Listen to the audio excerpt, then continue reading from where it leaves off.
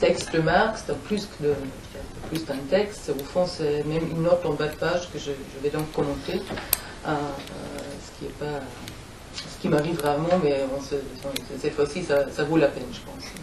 Donc je vais vous parler d'une note en bas de page qui se trouve dans le chapitre sur l'accumulation initiale. Je dis ici accumulation initiale pour ce qu'on appelle communément l'acquisition primitive, pour des raisons qu'on peut discuter dans la discussion. Donc une note en bas de page qui se trouve dans ce chapitre sur l'accumulation initiale du capital, où Marx rapporte un sarcasme d'un certain William Cobbett, qui est un journaliste, qui lui note, là je le cite, Marx, qu'en Angleterre, toutes les institutions publiques sont baptisées royales, mais que pour compenser, il y a la dette nationale.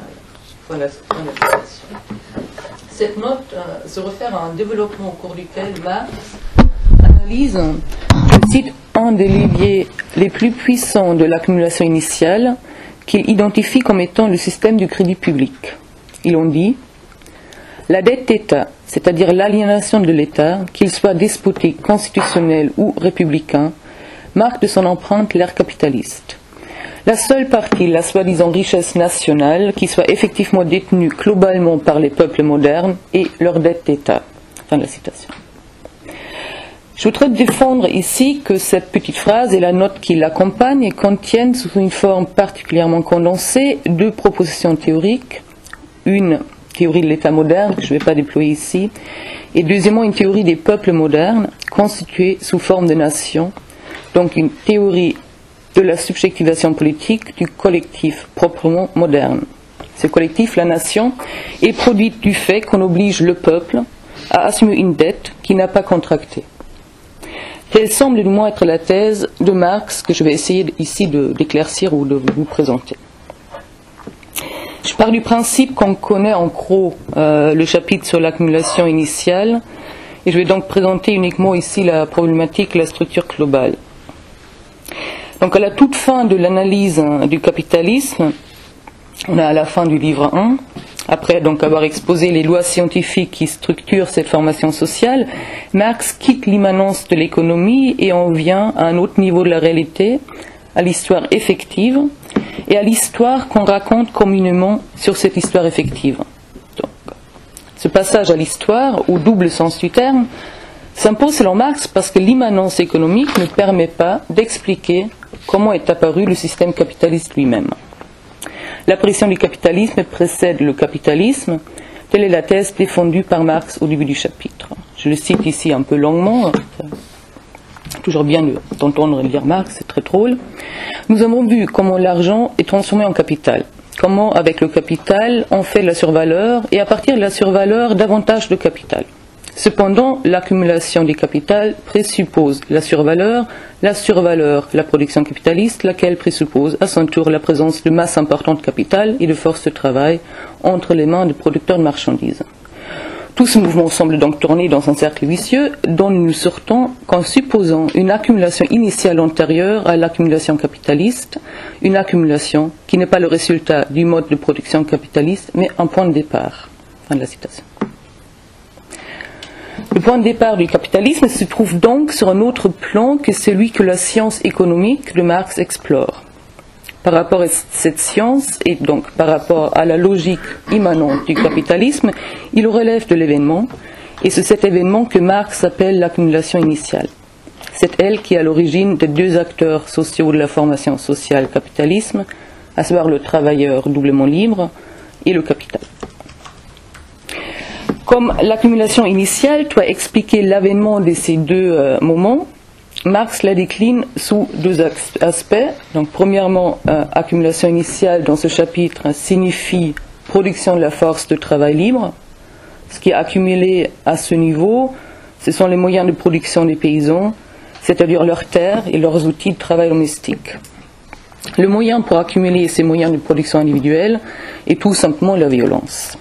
Les paysans sont expropriés, chassés de leurs terres, privés de moyens de subsistance, intégrés par la violence dans un régime de propriété privée, selon la logique duquel ils ne possèdent strictement rien. Le résultat est connu, ces gens qui ne possèdent plus rien doivent vendre leur force de travail sur le marché du travail. Deuxièmement, accumulation initiale signifie la transformation du capital argent, donc de l'argent accumulé par l'usure et le commerce, en capital, c'est-à-dire en argent qui se multiplie non grâce aux intérêts ou grâce aux profits générés par l'activité commerciale, mais qui se multiplie parce qu'il achète et exploite de la force de travail. Il s'agit ici de la production du capital industriel sans lequel la force de travail libérée par l'expropriation des paysans ne pourrait pas être employée. Ce qui revient à dire, vous ne pourrez pas devenir créatrice de capital et donc déclencher le processus de l'accumulation du capital immanent au capitalisme. Donc c'est ici pour la structure globale de ce chapitre, ce dont il parle. Donc il parle essentiellement de violence.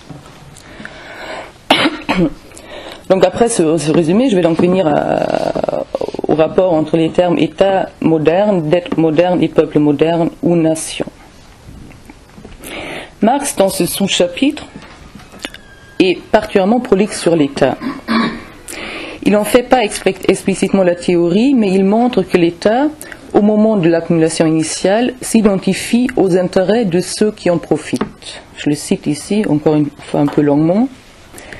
À la fin du XVIIe siècle, les différents moments de l'accumulation initiale se sont rassemblés en une sorte de résumé systématique dans un système colonial, ça doit être XVIIIe, je suis désolé, un système de la dette publique et un système moderne d'imposition et de protection douanière.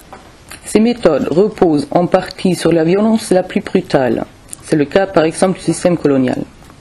Mais toutes utilisent le pouvoir de l'État, la violence concentrée et organisée de la société pour activer artificiellement le processus de transformation du mode de production féodal en mode de production capitaliste. Fin de la citation. Ce qui est remarquable dans ce texte est moins le fait que l'État, selon Marx, peut s'identifier à des particuliers. Le caractère particulier de l'État dans une société de classe est un des piliers de la théorie marxiste. Donc ça, c'est quelque chose qu'il dit déjà dans le 18 primaire et qui ne cesse de répéter. Ce qui est vraiment perturbant dans l'analyse de l'accumulation initiale est qu'elle montre que le particulier mu par l'intérêt de profit, donc les commerçants, les banquiers, etc., s'emparent de l'État pour le faire œuvrer dans le sens de leur intérêt, et ce faisant, ils font bien plus que d'utiliser une violence concentrée. Selon Marx, il transforme le rapport que l'État entretient avec les autres particuliers, donc ceux qui n'en profitent pas, c'est-à-dire, Marx le dit juste après, la masse du peuple. La transformation du mode de production inclut également ce moment. Un moment de subjectivation politique du collectif, donc de transformation de la masse du peuple, ou dit autrement, de reconfiguration de la communauté politique. Le chapitre sur l'accumulation initiale met en avant que l'État, en s'aliénant à des particuliers et en changeant par là son rapport à la masse du peuple, transforme cette masse du peuple en tant que sujet politique. Et cette transformation, nous dit Marx, passe par la dette, car c'est par la dette que l'État s'aliène matériellement. Et elle a, donc cette aliénation, cette transformation, elle a pour résultat donc la nation. J'en viens donc à ce point central de mon exposé, dette et nation. La dette, Marx est clair sur ce point, appartient à la nation. C'est même la seule chose qui lui appartient. Je le cite, la seule chose de la soi-disant richesse nationale qui soit effectivement détenue globalement par le peuple moderne et leur dette. Or, le fait que la possession qu'on a est une dette altère bien naturellement, profondément, la notion même de possession. Car si c'est la seule chose que je possède est une dette, cela signifie bien évidemment que je ne possède rien en propre et que toutes mes possessions appartiennent en réalité au créancier qui, virtuellement à tout instant, peut les réclamer pour que j'honore ma dette. En possédant une dette, en ayant pour possession unique une dette, je suis en effet dépossédé de tout. Non seulement de mes possessions actuelles, mais aussi en général de mes possessions futures qui, elles aussi, vont servir à payer la dette. Or, c'est bien cela que Marx dit de la nation, que la seule chose, que la seule et unique possession est une dette, bref, qu'elle est par essence dépossédée. Le problème est simplement que ce n'est pas à l'État que la nation fait crédit, ou le peuple. Autant que c'est la nation ou le peuple moderne qui détient la dette, autant ce n'est pas l'État qui est son créancier. L'État, et c'est là son premier acte, comme État moderne selon Marx, son acte fondateur, contracte lui-même une dette, la dette publique. Et il décrète tout simplement que le véritable débiteur de cette dette n'est pas lui, mais la nation. Il faut donc instruire la question de savoir auprès de qui l'État contracte la dette. Selon Marx, il s'aliène à des particuliers, et plus précisément à ces particuliers qui mettent en œuvre l'accumulation initiale, aux sociétés de commerce, aux banques. C'est à eux qu'il emprunte l'argent. Pourquoi faire? Donc, premièrement, selon Marx, pour mener des guerres commerciales qui vont profiter exactement à ceux qui lui ont prêté de l'argent, donc aux sociétés commerciales. Et deuxièmement, pour devenir lui-même capitaliste industriel. L'État ne construit pas des manufactures, mais il finance des travaux d'infrastructure, donc les monopoles naturels, de chemin de fer, etc., qui, à leur tour, sont utiles au commerce et à l'industrie. Tout cela, on connaît la chanson libérale, profiterait bien évidemment à l'augmentation de la richesse nationale. Marx met en question cette version des faits et soutient en revanche que ce n'est que la dette qui appartient à la nation, voire que la nation naît avec la dette.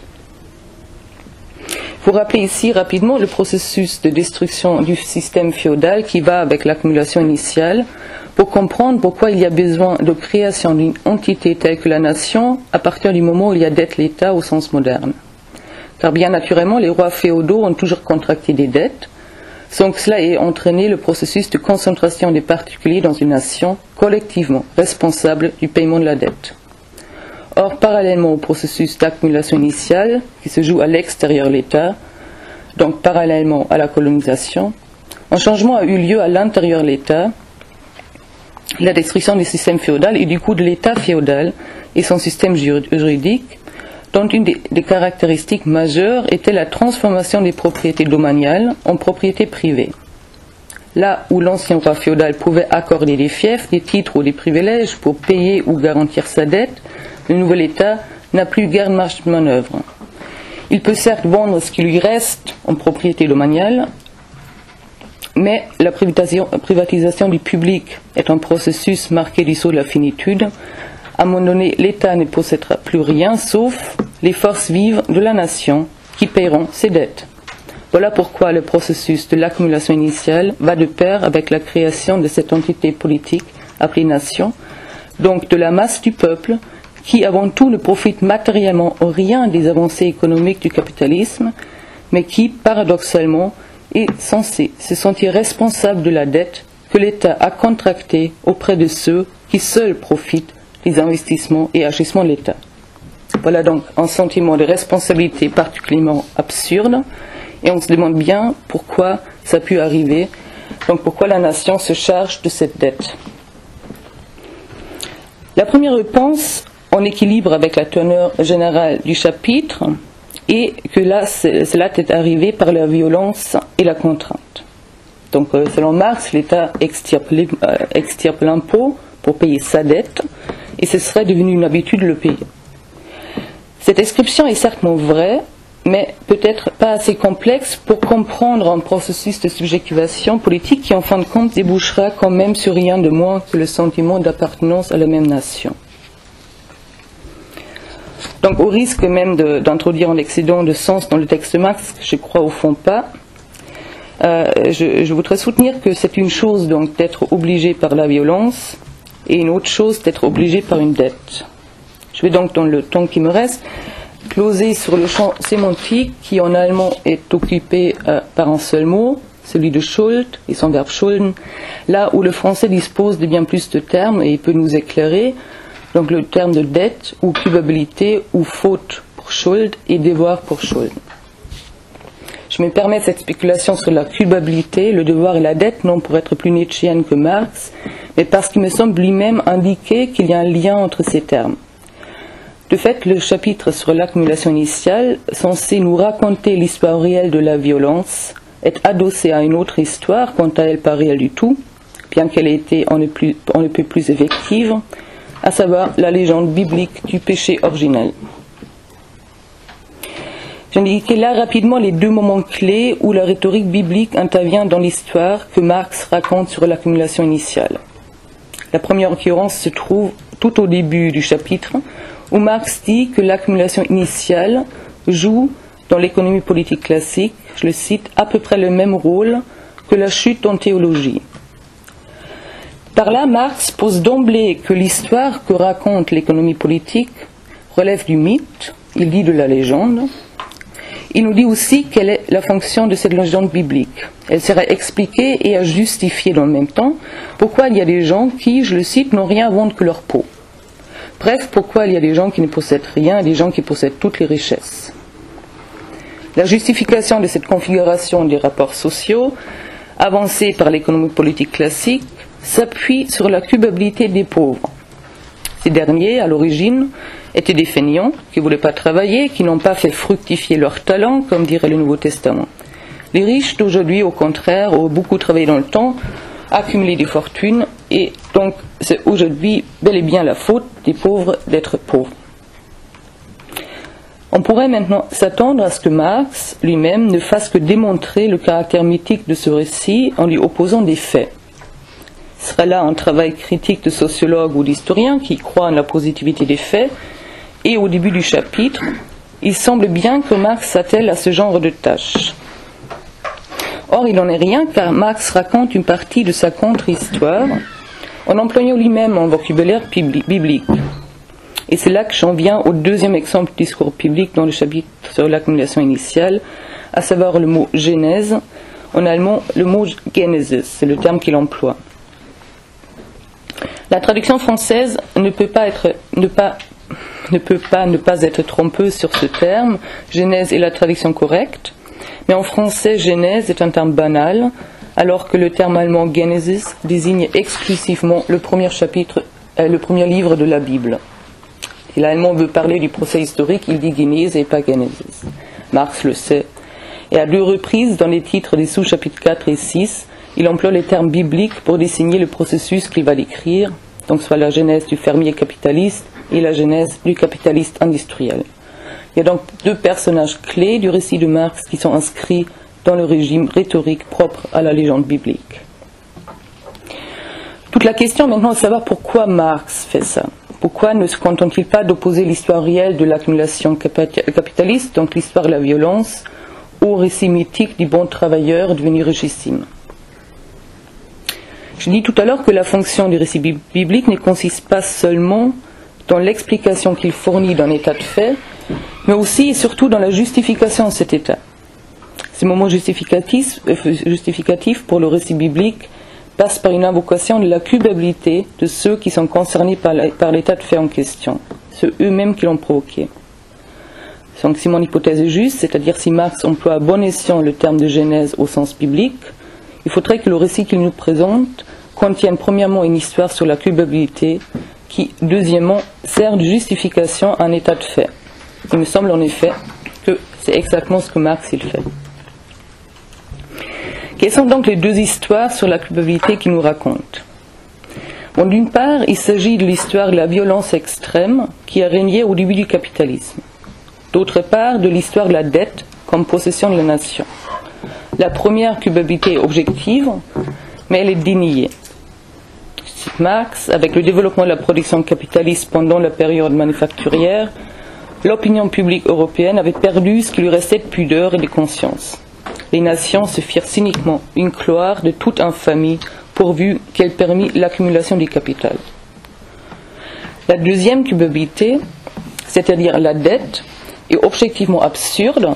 La masse du peuple n'a contracté aucune dette, mais en revanche elle l'a assumée. Il s'agit d'éclaircir ce mystère, ce qui me semble possible si on passe par le concept de rationalisation et si on accorde, pour un bref instant, à l'État la capacité d'opérer des rationalisations et les imposer socialement, bref, de produire un sujet politique collectif. Si on parle de la dette et de ce qui va avec, à savoir l'impôt, l'État honnête au début du processus, en extorquant par des moyens violents l'impôt, pour financer des intérêts particuliers, on vient au fur et à mesure à convaincre les gens qu'ils payent l'impôt parce qu'ils participent à une dette. Afin d'y arriver, il doit d'abord élever les intérêts particuliers auxquels profite le système crédit public au niveau de l'universel. Il doit les déclarer universels. Jusqu'ici, ce n'est pas étonnant. Jusqu'ici, rien de nouveau et aucun lien avec la culpabilité. L'État est l'instance qui revendique le monopole de dire l'universel, tout par ailleurs son air de légitimité.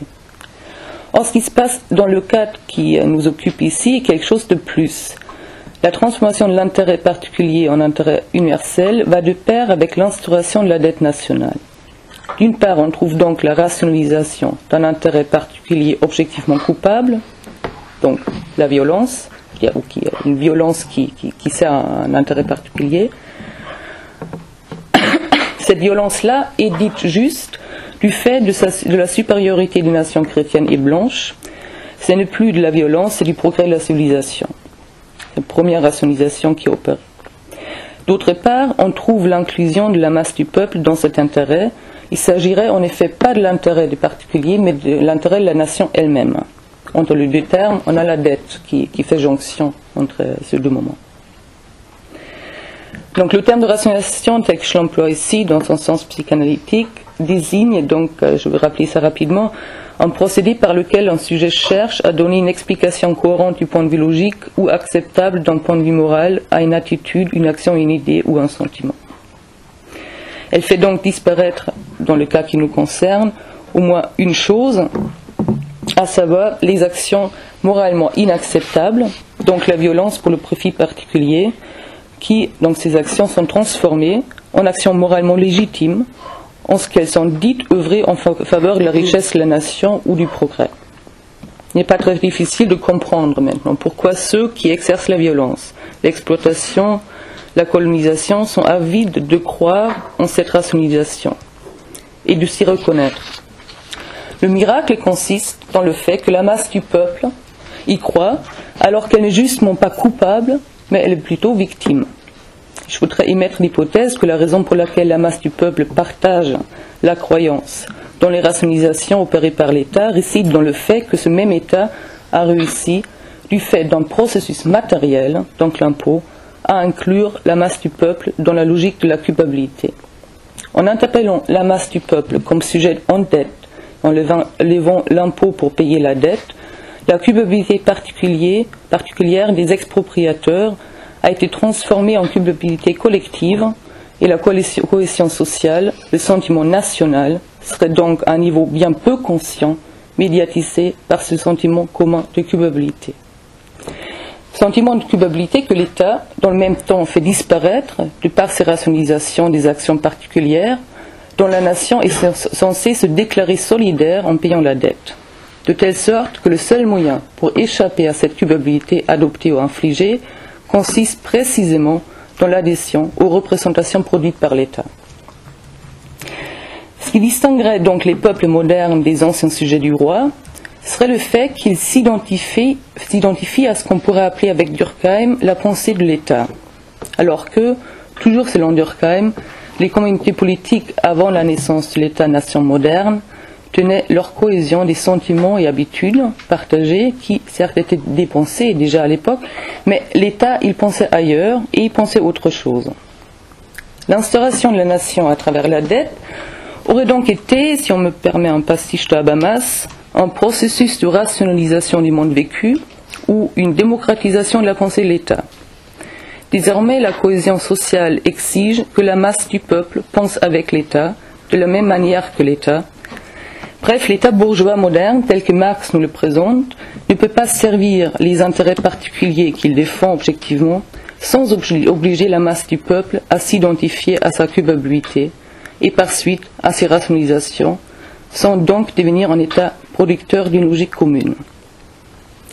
Ce faisant, il prend la place de la religion, ancien producteur de la cohérence logique du monde, qui passait également par la culpabilité, et ce n'est pas pour rien que Durkheim, lui encore, et vraiment c'est pas marxiste, dira plus tard que l'État moderne est un régime relevant du culte.